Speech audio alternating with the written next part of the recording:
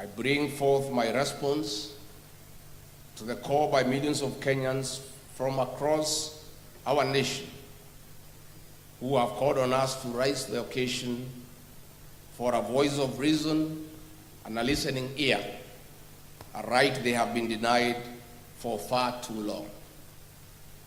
Patriotic Kenyans here at home and abroad have spoken to us clearly towards reforms for a better Kenya. The current despotic regime has failed to listen to the voice of the Kenyan citizen.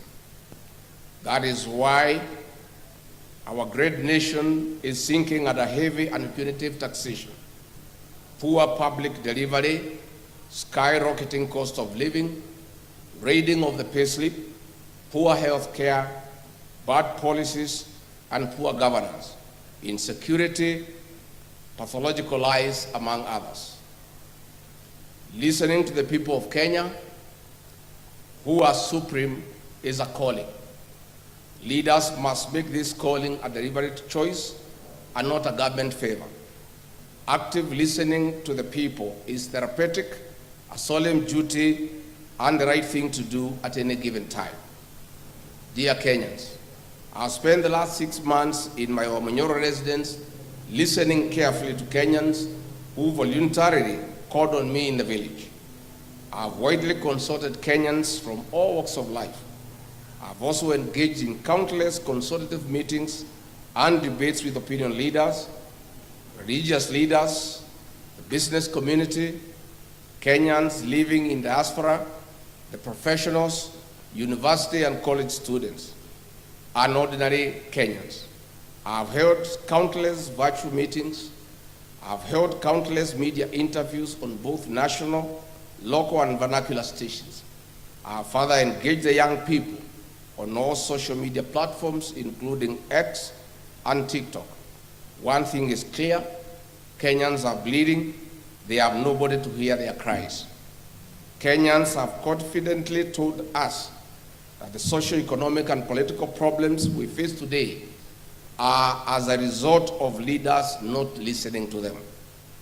Kenyans have told us that they want to actively participate in the leadership and governance of their country. Kenyans have boldly told us that they have solutions to the problems we face today. Kenyans have told us that their aspirations and their hope as a people, united under one nation, is under serious threat. Kenyans have told us that the future of this great nation lies not only in the hands of the Gen Zs and the millennials, but also in their potential that remains greatly untapped. They are knowledgeable, they are creative, and they are harmless, patriotic sons and daughters of our nation, whose one of their major demands is to be listened to and included in leadership. That is why today, among the top officials we unveil here,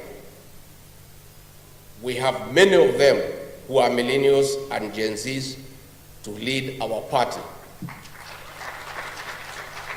Like-minded Kenyans have spoken to us and told us that they are tired of corruption. They are tired of abductions and extrajudicial killings. They are tired of state capture. They are tired of organized and state crime and violence. Kenyans have told us that they need a peaceful nation where the rule of law is respected, where education system is working, and where health care is not a privilege but a right. Kenyans have told us that they need a nation that is respected at the international forum. Kenyans have told us that they want to be listened to.